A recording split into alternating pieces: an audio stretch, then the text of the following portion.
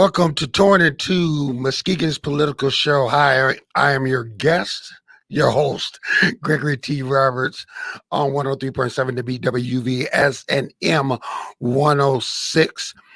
It's after election day, and you would think that we would be changing and calm down, but it's stressful because it hasn't been settled yet. Where we're at on the Electoral College right now is former Vice President Joe Biden, 253 officially. President Trump, 213.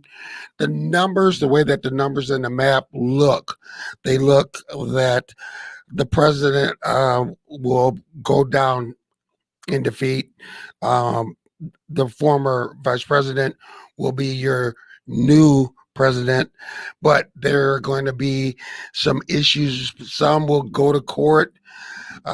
Some we will have some because we have some races like in Georgia that are very close. I will say this. Let's start with the good news. Way to go, America. Nice job of getting out and voting.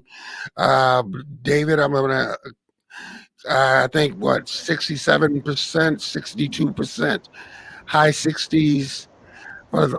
Yeah, that's correct, Greg.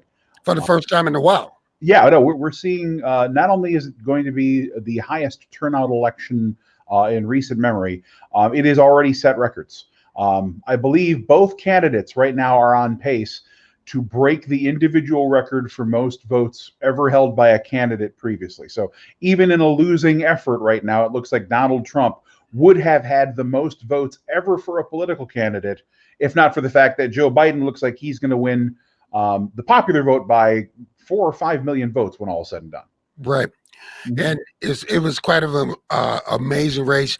With me today, I have, of course, the charming, the wonderful Pastor Melvin Burns II, one of my compadres. How you doing, sir? Hey, I'm good. Good afternoon, gentlemen. Did you get some rest between now and then? I know I had to call you after the speech. I would have to calm down. I have been getting rest here and there, but I wake up, I check ESPN because nothing's been happening. So then I go over and check a little news. I watch more news the last week than I have in probably the last month. I read news, but actually watching it, I've watched more than I have in a long time. And the next guest, now hopefully we got everything and we'll hopefully hear him. We have been friends forever and a day. We have been kicked out of more places talking politics. Mr. Van White, can you hear me? Well, yeah, can you hear me? Yes, we can hear you. Yes. Well, there you go. Well, there you go. We finally got it. We finally got the link. We finally got the link. Yeah, we used to have some phrases for stop talking about politics, so we can't use them here. But the old Marine Tap Room, the old City Hall West days, right? That we used to get into some political discussions. Well, none to it but to do it. Let's get after it, guys. But, this is kind of an interesting thing.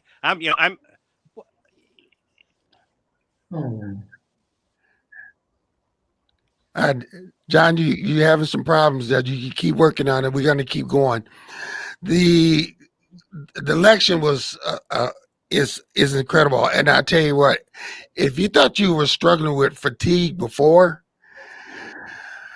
Right now, I saw one of the things that I saw before. They showed a picture, two pictures, one of Baby Yoda and the older between Tuesday and today. It has been exciting. It has been it's been history. It's history in the making. If you are not talking to your kids about what's going on, you should be. And this is one of the reasons why in school we need political science, we need civics, because our children should know this stuff, and the sooner the better. And I want to thank Mrs. Trump from Muskegon High School. I don't think no relation to the president, but she helped me. But I worked on Mickey Knight's first campaign when I was like 10, and worked on his second campaign when he won. So I've been in this thing for a little bit. So guys, Uh, let's hear your comments on what you think about the president's race. I don't want to spend too much time on it. I will say that the president, first, they said that he did cover Muskegon County. He did win Muskegon County. They looked back and looked at the numbers. Hey, Michael Smith, he says, good afternoon, gentlemen. But anyway, that was a mistake. It was a close race that former Vice President Biden did take Muskegon County barely. David, comments? So, yeah, the Muskegon County numbers are interesting. Muskegon County's largely been considered a Democratic bastion in West Michigan. A lot of statewide campaigns look to Muskegon County when they're trying to figure out where they're going to get the votes they need to elect Democrats. Just like a lot of Republican campaigns look to Ottawa County for the votes that they're going to need to elect Republicans. Right. And we're seeing some changes here in West Michigan. The final total is going to come down to probably less than 100 votes, and whether Vice President Biden ends up ahead or President Trump ends up ahead in Muskegon County when all of the votes are finally finished being counted. That's a different kind of Muskegon County than we saw even just 4 years ago. Mm-hmm. And we've also seen Ottawa County's numbers tick up, but they're going the other way. Vice President Biden made gains. Kent County flipped to blue this election cycle. So we're seeing demographic changes locally. We're seeing a lot of diversification in population, and people kind of moving around even within the community. So yeah, we've got some changes we're going to try to keep tracking here in West Michigan, and it's worthwhile to do so. Mm-hmm. Mr. Burns. I think David touched on. I was thinking a lot about this morning, also nationally and in the county. A lot of movement used to be intra-Muskegon County, and I think even when you look at the numbers, we're going to see a lot of movement outside of our county. New people in the county, typically outside of the cities. I think that had a lot to do with it. I think even we'll see the same thing nationally with a lot of those changes in the suburbs where people are moving further out. So I'll be able to take a look at that. Just as a second note, in your intro, I have a daughter today who said she's kind of tired of this. And when is this going to be over? My sweet daughter is 20 years old, so she was born in 2000. So I let her go. I said, hey, this could go on to December. So, you mean when she was born? Because that's about when this race started. yeah. I will chance to educate her about the Gore Bush election. Oh yeah, Mr. Van Wyk, what do you think? Well, kind of interesting demographic changes. And first time in my life, we're going to have a Republican-controlled county commission. I'd never thought I'd see that happen in Muskegon, but there's that points out some maybe discontent within the Democratic Party. We saw Trump obviously making an appearance here in Muskegon, which probably bolstered a little bit more support than normal. But I think the very significant thing is that we're going to have a Republican-controlled county commission, which is, in my lifetime, I've never seen that happen before. Never thought it would ever happen in Muskegon. As a matter of fact, Greg, you remember I ran against Roger Wade a number of years ago and lost in the special election to Roger Wade. And I made a statement to Dave Alexander at the Chronicle at that point in time. I said, I'm of a generation where the Democrats have controlled Muskegon County through the union vote. And I said, unfortunately, that'll change over a period of time, but I'm a part of that generation. The guys that are retirees from the UAW are still voting, but we're all getting up there in age, and we're going to see that shift being made. And one of the interesting things that I see demographically shifting, if you talk to the real estate agents in this area, there's very little property for sale, and the people that are coming and moving into this area are moving from the Detroit metro area, the Chicago metro area. They're getting the heck out of those places. And we're seeing a drastic decline. And I think if you look at the population shifts that have happened since the 1960 riots of 1967 and the population decline in Detroit and Chicago, and the people after this round of this year and the violence that's taken place and everything else, you're going to see a major shift out of the major metropolitan areas. But what that means is that they bring their politics with them too. So you're seeing a Kent County shift into a blue area, which has never been that way before. Kent County's picking up a whole lot of young professionals from the Chicago and Detroit, Cleveland, Indianapolis area, and they're bringing their politics with them, unfortunately for us, the Republicans. There's actually kind of interesting side. Well, the interesting side note of that, Texas has been talking about this for quite a long time. And they basically said, if you want to move to Texas from California, we're going to pass a law so you can't vote for 10 years. So some interesting things. Well, some interesting things like that. You're gonna see we're part of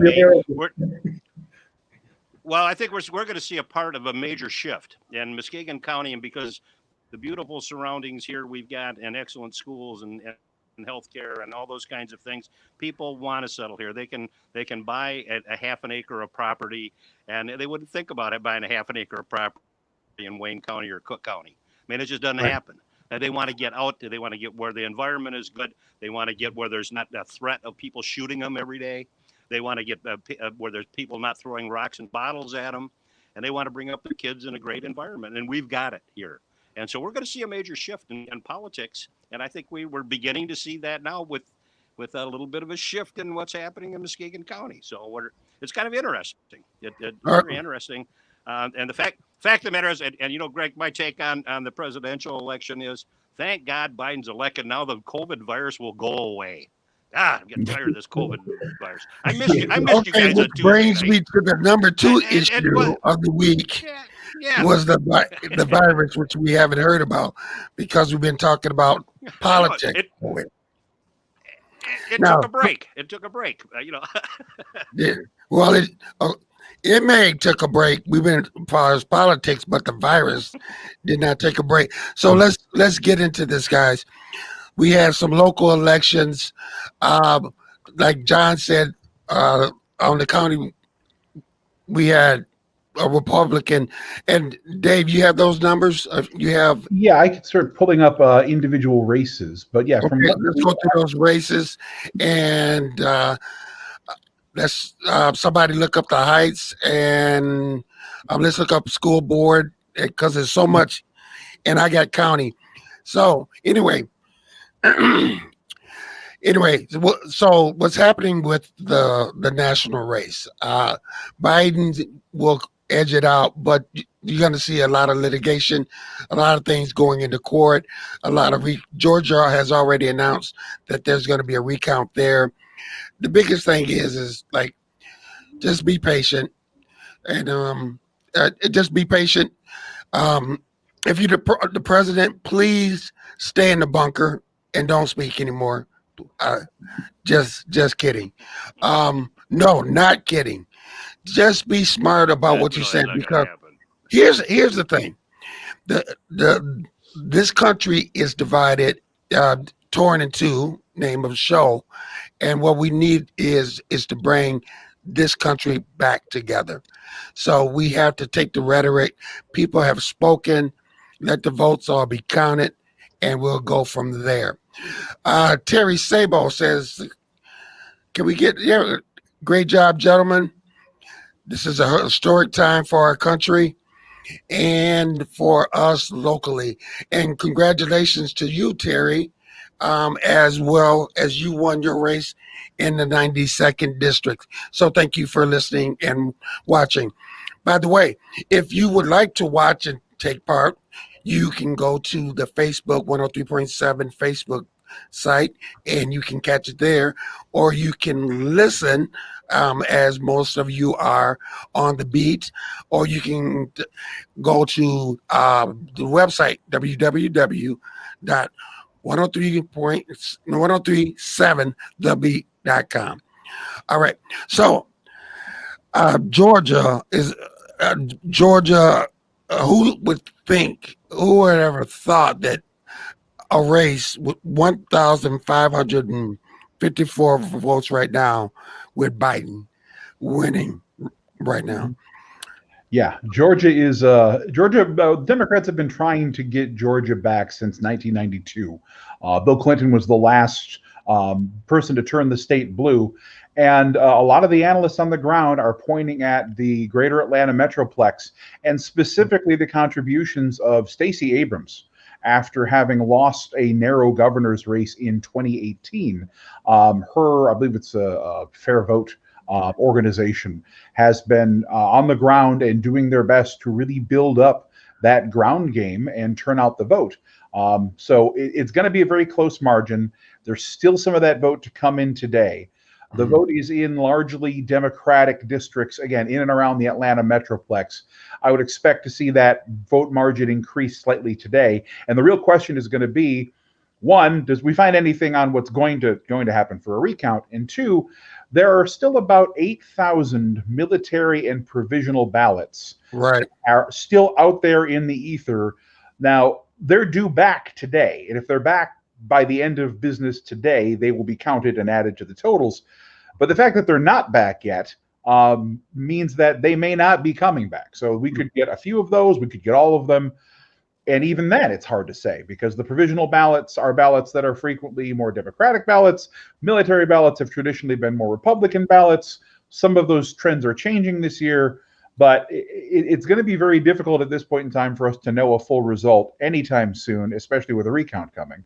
But it looks like right now the odds are closer to Georgia staying blue for the first time in 30 years-ish than reverting back and handing that state back, along with its 16 electoral votes, to President Trump.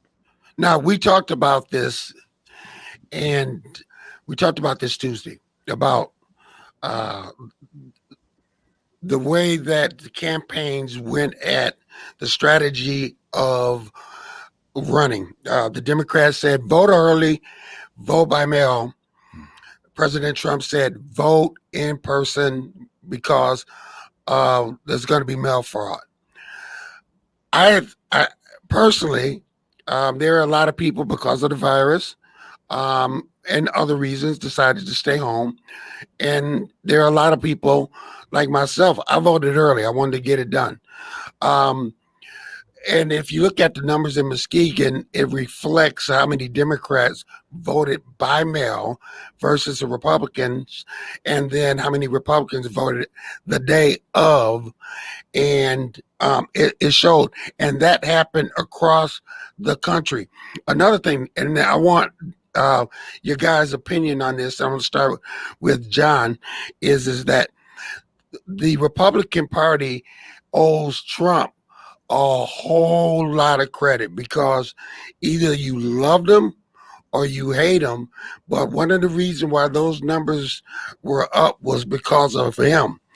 And and I want your guys' opinion. Let's start with John. John, can you hear us? I'm going to go to Dave. Sure. So looking at what we're seeing in terms of national turnout, this is the highest degree of Republican turnout we've seen in a good long time. Trump was competitive in races that initial polling and common kind of political wisdom says he would not be competitive in. And there's a tremendous amount of energy behind the president and his movement. One of the things that's going to be interesting is we're going to learn in upcoming elections, whether that's 2022, 2024, or sometime beyond, how much of that energy is about the Republican Party and whatever kind of conservative agenda they're going to be putting forward for voters to consider moving forward, and how much of that energy is specifically about Donald J. Trump. Because that's going to be an important political element going forward. Mm-hmm. If the Trump energy stays with the Republican Party, it could do a major job of, beginning to counteract some of the other demographic shifts we're seeing in the United States. Well, if that energy kind of dies with Trump or leaves with Trump, then it's a different game. Well, to add to that, if you look across the country, races like if you look at in South Carolina, that was a race that he wasn't supposed to win. Lindsey wasn't supposed to win. He was down. Mm-hmm. And across the country, there were people that were supposed to lose, but because so many Republicans did come out supporting Trump, but there was another thing. There were a lot of people that Republicans or people that weren't necessarily happy with the president and didn't give him the numbers that he needed. Mr. Burns. A couple of things I was thinking. I think we saw traditionally Republicans tended to split their ticket a lot more than I think we saw this time. A lot of straight party voting from the Republican Party. I do think it's interesting. Again, if you remember, even out of the convention, the Republican Party didn't adopt a platform. They just adopted President Trump's priorities. So I don't know if the Republican Party will have a leader with the president not there to sort of keep the agenda. Clearly, you know that the Senate will be pushing an agenda forward or obstructing an agenda, whichever. But with so many state, local legislatures being Republican dominated, it may be that the push comes from the bottom up in terms of what even happens on a national level. So, well, there's been some conversation of depending on what happens with this race, but having the president be the head of the GOP, which yeah, I think it's clearly. I don't know who the leader of the GOP is. I mean, I see a little bit of a vacuum, but at the same time, that's why I think the push may be from the bottom up. With so many, again, the Democrats lost some in the House with the Senate. With I think Biden's attempt to want to be conciliatory. Again, you may see the push. When I say the leadership, the push for the Republican agenda may come more from the legislature, from state houses, from governors, those types of things, where it kind of tries to move the agenda back to the left, for lack of a better term. But a lot of unknowns. A lot of unknowns. Clearly, we're still we're going to see that sort of back and forth tug between the Senate, House, and the president for another 4 years, at least another 2 years for sure. Michael Smith said over the years, voter fraud has been shown to be less than 1%. And what do you guys think about all this conversation about voter fraud, boxes of trucks coming up with ballots, that there was no representation of Republicans or Democrats in places? It was amazing to hear all the rhetoric. Melvin, you want to go first? Well, Greg, like I do, I grew up in politics. I remember going up to the school. My mom was sitting behind the poll books, and I think at some point my dad was even on the county board of canvassers, and so I kind of grew up around this. The mechanics have changed, but some parts have not. Again, unless somebody points out specific cases, we're still talking about the dead vote in Chicago 70 years ago. As you check, a lot of those stories you see are not true, where somebody knows a story about somebody that told them a story about something. I just recall like the big win in Philadelphia was the observers got to go from 10 feet to 6 feet. Mm-hmm. That kind of thing. So in order to, a lot of that's just not true. If you know the elections, at least I know Michigan election law pretty good. Where observers can stand, where they can be. I saw on the news, some observers were standing 2 feet from people. Personally, that's too much in my space for me to work. I need 6 feet or 10 feet. But a lot of that, unless somebody brings specific cases, just a lot of rhetoric. And I probably add with that, the other day, I've seen campaigns where people do stuff that probably violates minor campaign laws, taking people's sign downs, saying things they shouldn't say. The other issue becomes, what's the remedy? If let's say you find 50 or 500 ballots from people who have moved or duplicate ballots, well, what's the remedy? So far, you might throw those ballots out, but the courts have been real reluctant to say, oh, this is big enough that we need to order another election. I'm not encouraging candidates to break the law, but the question kind of becomes, what's the remedy if you actually do find cases? And if word fraud is probably used for a lot of other type of election infractions, or maybe like errors in interpretation by various election officials, but fraud is being used pretty broad, and probably shouldn't be the right word for where there might be some poor interpretations of what people can do. I know some election officials, I think, have kind of try to interpret what should we do with spoiled ballots, or trying to interpret ballots. There may be some people who've gone beyond their authority. That's not the same as fraud, though. I don't think the intent was fraud in those cases. Dave? Yeah, so when it comes to the standard accusations of fraud or any kind of problems with vote counting, you got to separate that out into two different categories. And the first one are process issues.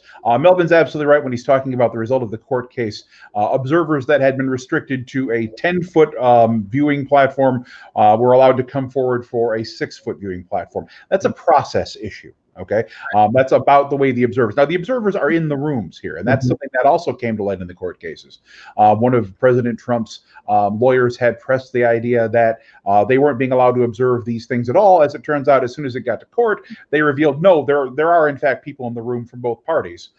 Different states and municipalities will have different rules about what those are, and I'm sure we can get into those after the break. Hey, I want you to say what you just said again, because there are. The president said that they didn't have people in the rooms. I want you to say this again, because this is very important to know that they have people that are official poll watchers, and they had poll watchers in every state watching. Now, if you didn't have as many as you wanted, don't blame that on the other party, but I want you to explain that again, because I think people need to hear that, and because they're not hearing the truth. Yeah, absolutely. So each state has different rules allowing for a number of observers from both political parties, as well as external and independent watchdog organizations, including some states that allow just private citizens to go in and observe the election process, observe the ballots being counted and opened. Some of those voters and some of those officials, depending on the precinct and the state rules, will also have the ability and authority to challenge potentially contestable ballots on site, right? So the famous was the 2000 Florida election, in which you had people challenging the hanging chads as to whether or not a dimpled chad or something like that represented the will or intention of the voter.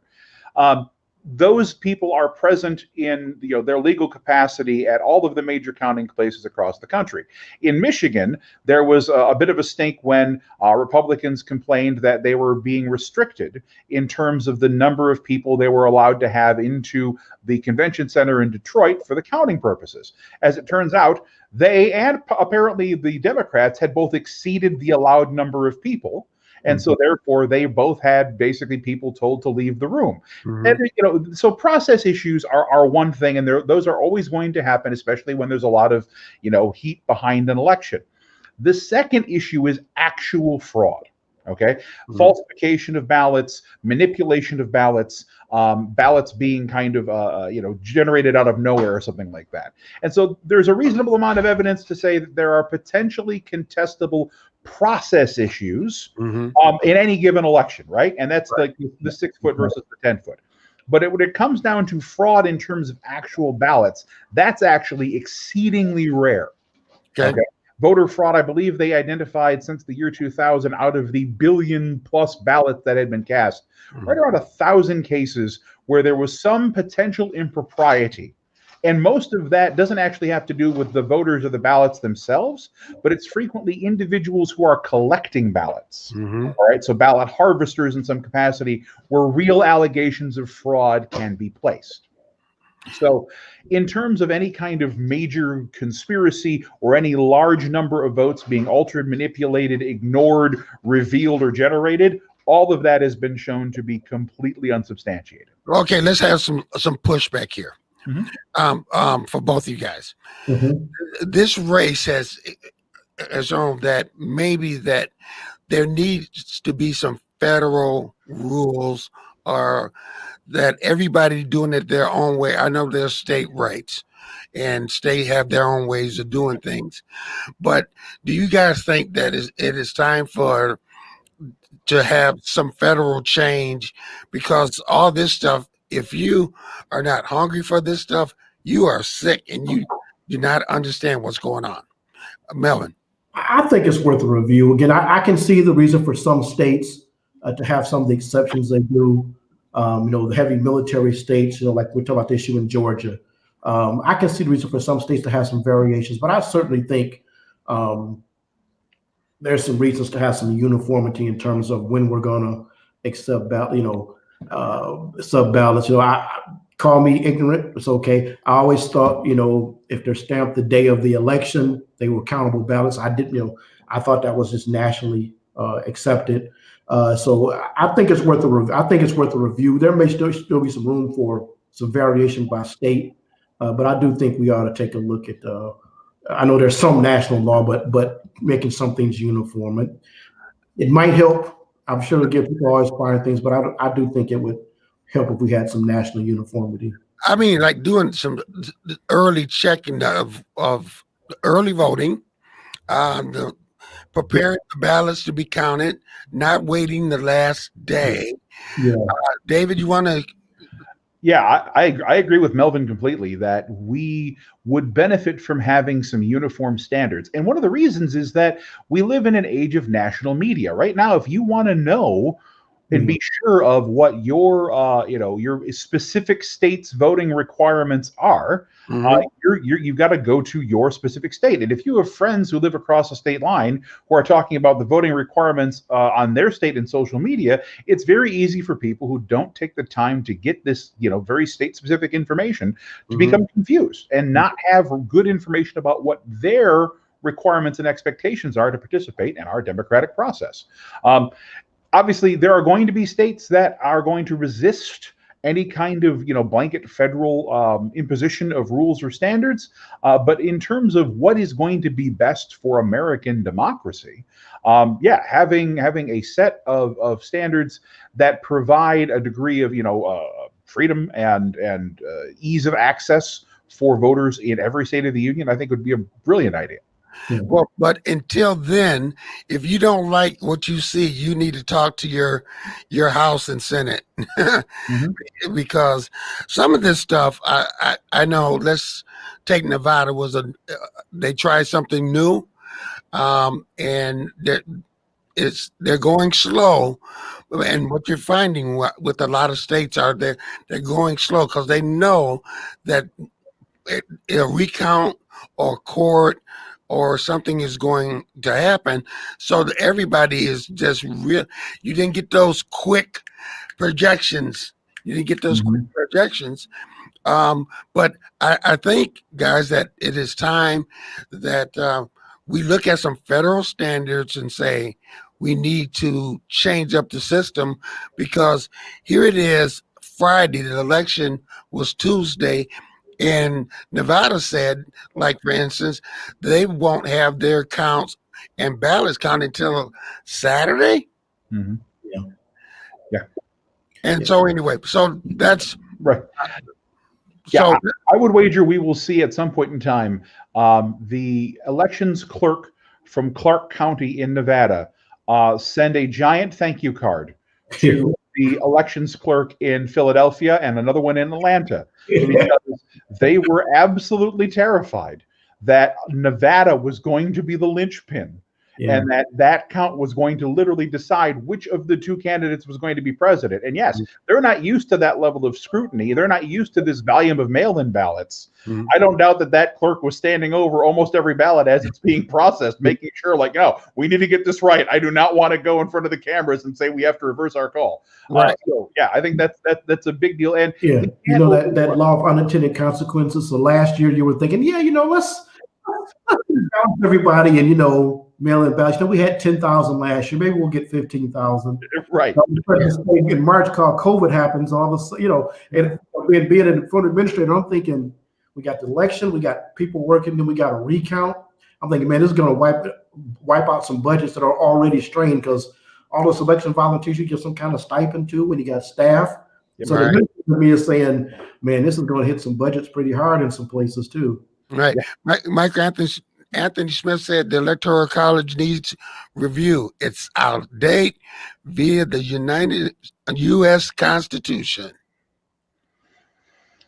The only thing in that I have an issue with is the term outdated. Obviously, the Constitution is designed to be an enduring document. I think the question is, does the Electoral College as it is constructed serve the best interests of American democracy as a whole and represent the will of the people?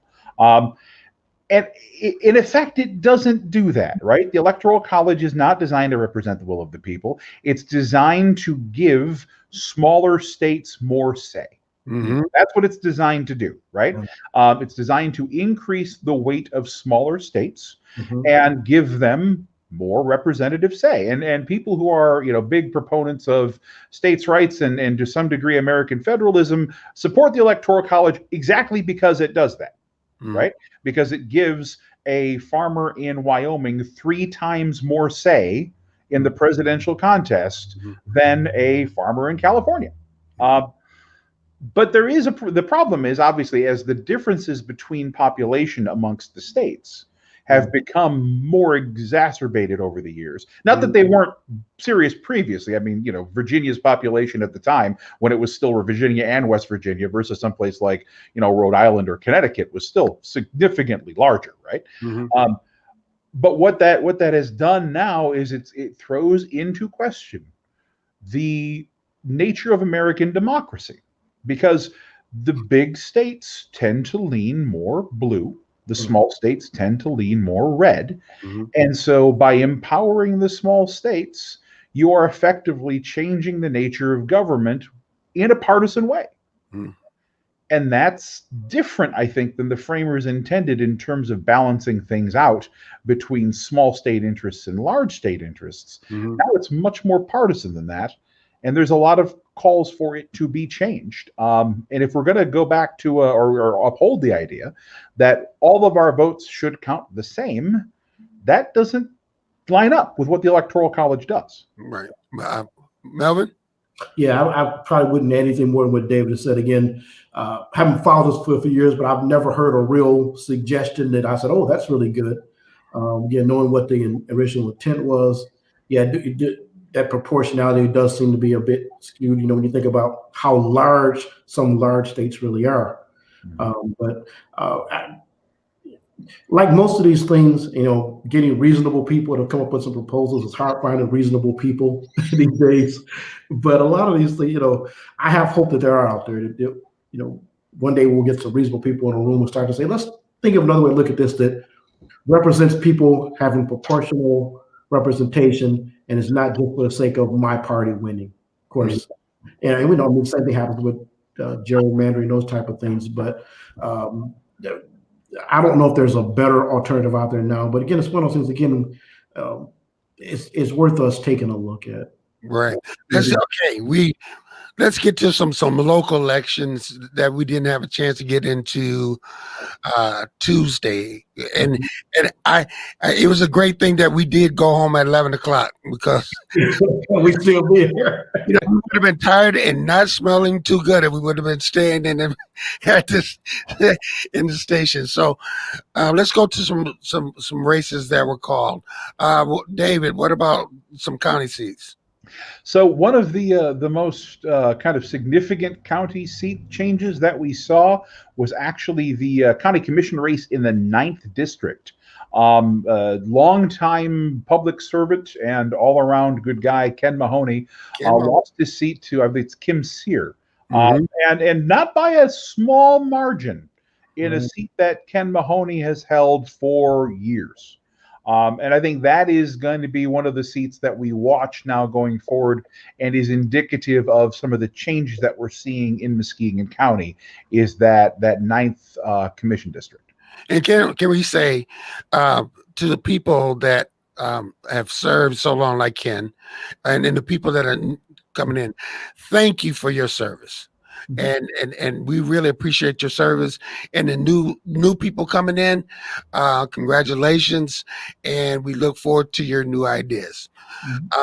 What about you, Melvin? Anything that you see that was, I tell you what, I have, who's going to be our guest next week, Paula Baker Method. Matter of fact, she's going to be, I should say judge. She won, and I got to take the glasses out, 35,759 to 30,160. So Paula will be on the show next week to talk about not only her running, because I believe, Dave, that was her first time running. That sounds right. Yeah, I will admit I am not a deep follower right now of the Muskegon County judicial races because of everything else that's going on, but I don't recall her being up for that position previously. Well, this was the first time running, and also I was going to have her on to talk to people because you might be itching. And what we do is that a lot of us talk about we're tired of the old people out there, the old guard, and we want new people and new ideas, and we need you to run. So how do you do it? So she's going to be our guest next week. And I talked to her today, and I look forward to having her. And so that was one race. Also, we had to talk about the drain commissioner's race. What happened was, and that was the drain commissioner, Brenda Moore. She had, as of election night, Tuesday, as the numbers came in, and she was told that she had lost. She conceded the election, and then they found out that they made a mistake, and she ended up keeping her job as the drain commissioner. So, I mean, things, when you have an election that was so large, so many people. And let me say this to the poll workers and stuff like that. Thank you. And the clerks, thank you. The staff that did that, thank you. In a pandemic, you're out there letting us have the chance to do our due diligence, and we really appreciate that. Dave, you want to add something to that? Yeah. So one of the things I want to point out for some of our local races, and is relevant for elements like the judicial race. If you take a look at the totals for Muskegon County, and you look at the presidential race, let's say, all right, or even the sheriff's race, you're going to see close to 90,000 votes being cast across Muskegon County. But if you take a look at some of those judicial races, like the one in which Paula Baker Mathis won, you'll notice we have what we refer to as an undercount. Right, so it's about 15,000 people in Muskegon County who voted for president and sheriff, but did not vote in that judicial race. The total number of votes in that judicial race is just a little bit over 65,000 votes. Correct. Compared to close to 90 for the presidential race. The difference between the two candidates in the judicial race is just about 5,000 votes. So 25,000 people didn't weigh in. That's always going to be something that we as political scientists look to measure, right? And try to figure out why there's this undervote. But also is incredibly important for the outcome of local elections for people to complete the entire ballot. Right? So that's going to be an interesting thing to kind of watch here moving forward.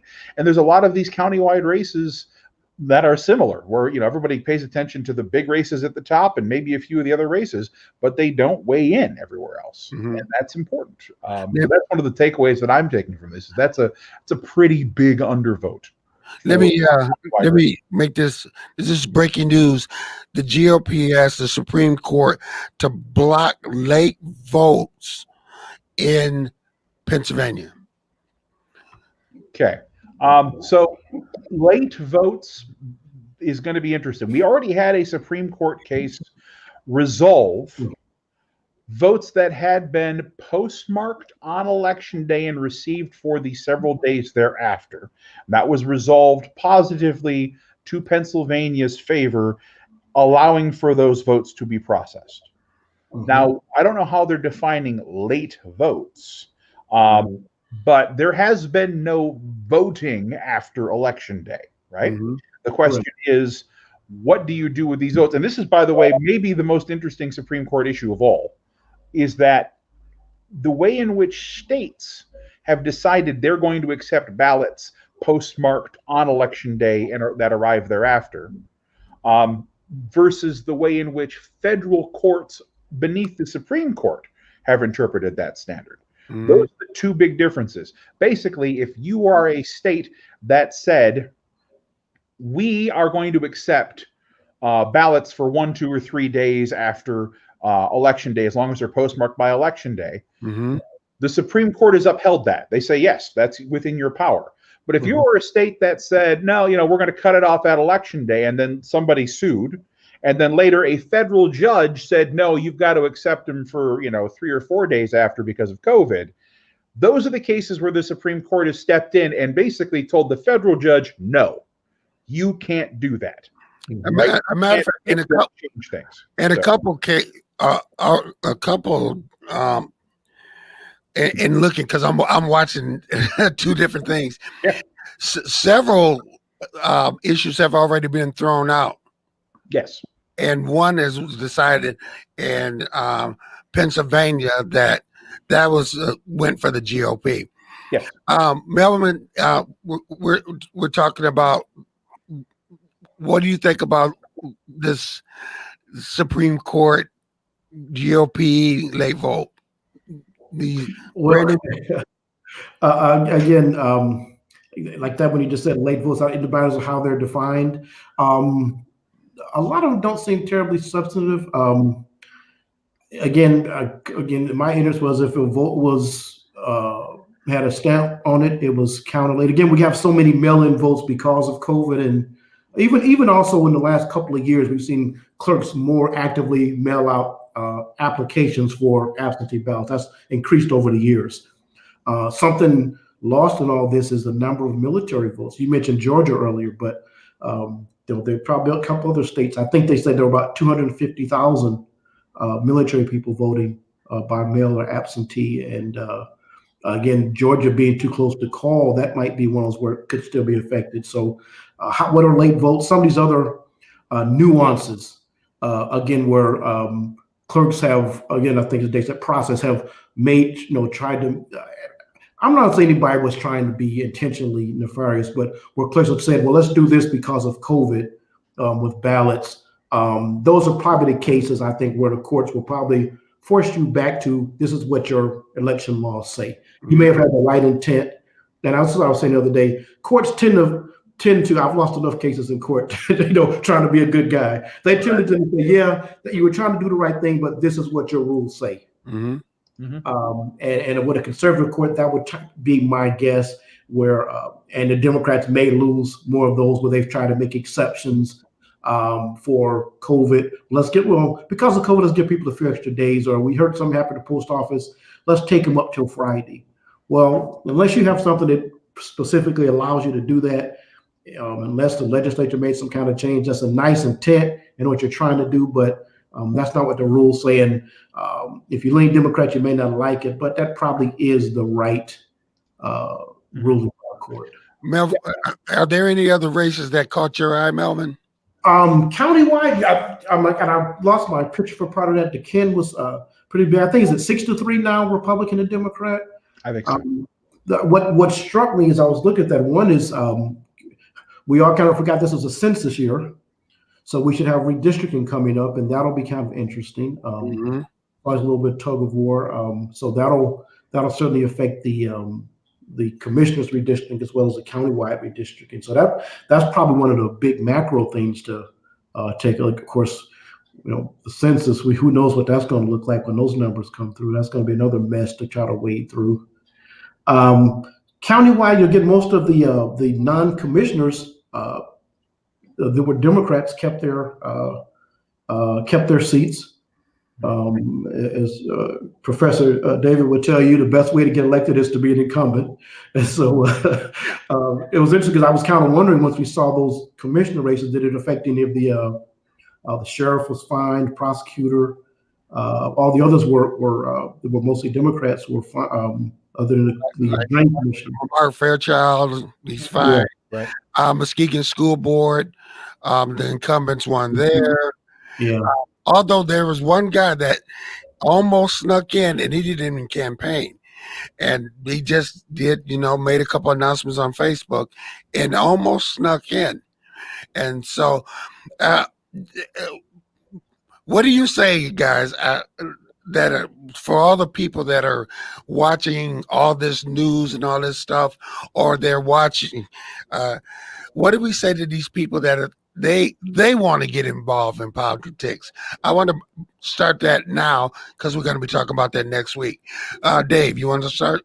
I'm going to make it real easy.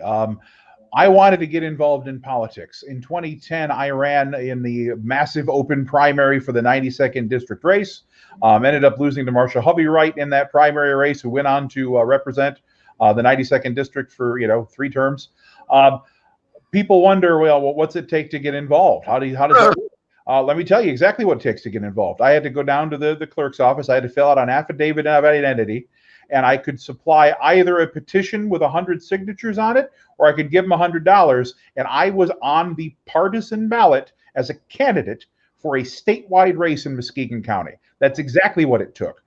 You could do it in an afternoon with an extra $100 in your pocket, or you could pass some signatures around for a long weekend, show up on Monday, and become a candidate. That's how low the bar to entry is if you want to put your name out there and make an argument as to why you would be a good representative of your community in Lansing at the State House. And it's designed that way so that you can't just you throw your name in with 1,000 other people, but the bar is low. And it's done that way on purpose because this is a participatory democracy, right? One of the hardest things for us to remember as American citizens is that this is not a consumer democracy where parties kind of give you a menu of options and then you pick one and you go from there. And if they both are what you like, then you just have to deal with that. No, we are the menu. You, me, everybody in this community. And you step up and you put yourself out there, and that's how we get better candidates. And that's how you challenge candidates you don't like. And that's how things change. Nice. We are participants. Melvin. I had a friend who was a precinct inspector for the first time, but if you don't want to be a candidate, man, Greg, you and I started off carrying literature door to door, whatever campaign our parents were involved in. Check with your local clerk if you want to be a poll worker. If you like a candidate, carry the literature, mail letters for them. I got answered phones for them. And they're just, help run their Twitter accounts. Not a need for that, but there's just a million ways to get involved. I'm a local guy, so you got school boards, you got city councils, you got county commissions.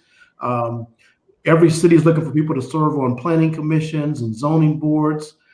So there's no shortage of opportunities to just get involved. And we really, from the time you hit 18, look for a chance to have some effect in your community. I just encourage people to have the process. One of my greatest joys in my life was taking my daughter to vote for the first time.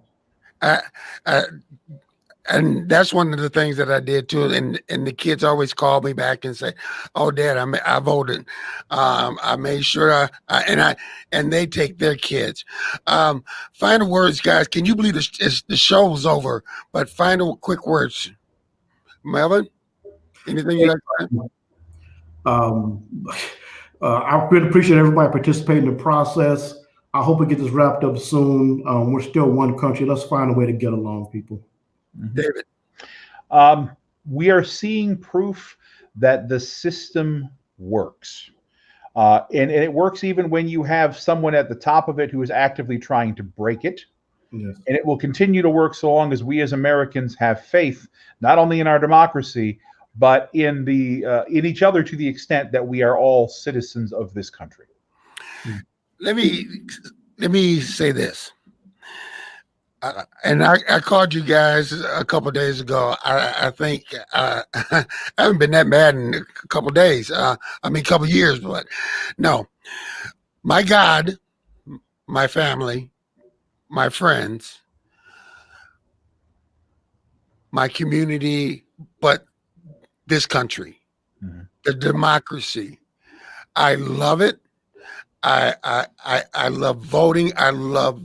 We are not perfect, but I would like to say this, that if you don't like things, do what these wonderful men said, get involved in the process. But right now we are divided. We are as divided as we have been, I would say almost to the Civil War. Close, really, really close. And right now, the words of somebody will get people hurt. So, to me, let's tone things down. And if your person didn't necessarily win, you know what? That happens. Somebody wins. Somebody, hey, has to pick up those signs at 3:00 in the morning. We've been there. It hurts. It's raining, and you lost. It just hurts. But this is the greatest country, democracy. I love it.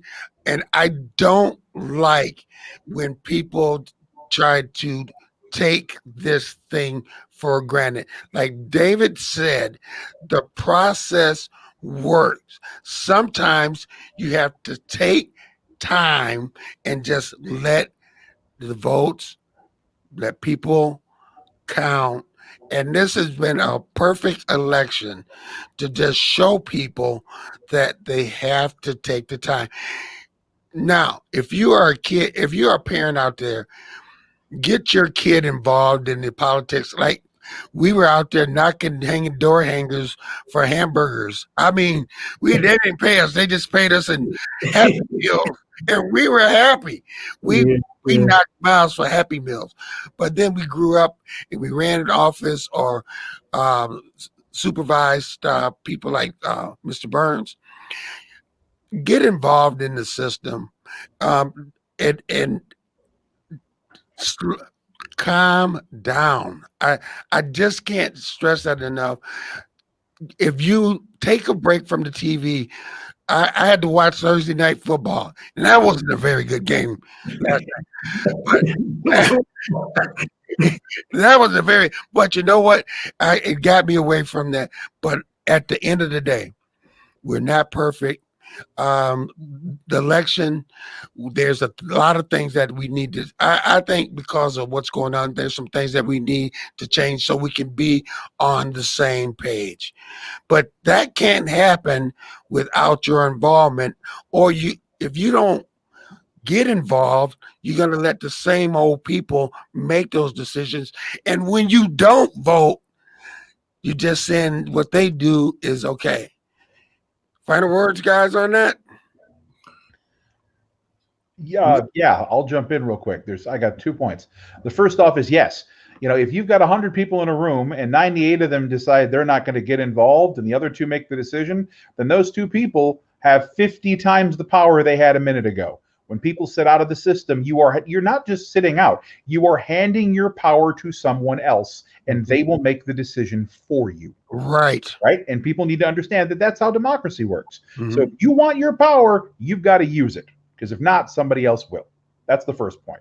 Second point I want to point out is I'm watching everything come in here, and the results of this election will be tabulated in a way that is fair and not fraudulent.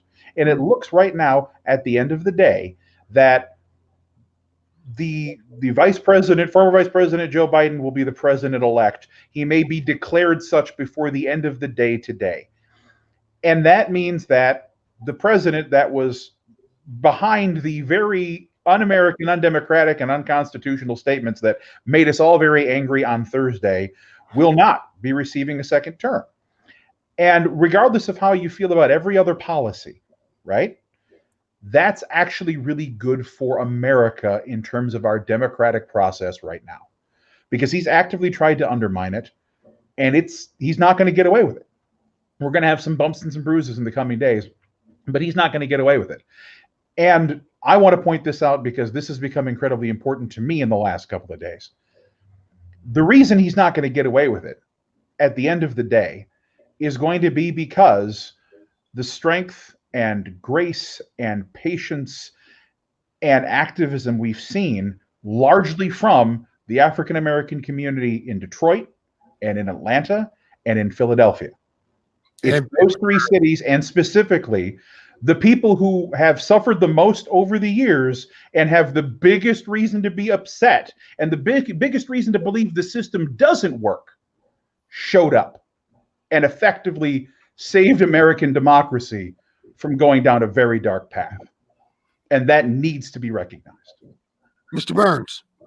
David makes me think of when they were riding in Atlanta, and Killer Mike came out and basically told people, no, you can do all these things, but the process is you got to plan and strategize, and part of that is voting. I'm a student of government. It's just been in my bones my whole life, and it sounds weird, but to hear the president the other day, it kind of hurt personally because whether it's young people I talk to, whether it's people at church, I'm still saying, there's a process for changing things. There's a way to do it. You can march, you can protest all those things, but there's a system that I still believe when you want things to change, part of it is going and voting, and it shouldn't be undermined. And so, in a crazy kind of way, it kind of hurt to hear the president make those statements. I just felt like part of my core was being attacked. And so I'm hoping whatever direction he takes, I'm hoping people who disagree, people who feel on different sides, say this is not the way to go. We'll debate, we'll go by who wins arguments and Congress, who has the most votes, but we won't try to tear this system down when there's many parts of it that do give us a chance to have change like we're having. There you go. Ladies and gentlemen, you have been watching or listening to Torn in Two. I'm your host, Gregory T. Roberts. We had David Taki. I call him the professor. And Pastor Melvin Burns II. Guys, I appreciate your time today. Lady J, thank you so much. PA, thank you. Radio station, thank you. We will see you next week where we will talk about if you want to run. We'll see if the election balance and give you update on election coverage. We'll talk to you later, and we'll see you next week. Take care. All right. Later, guys.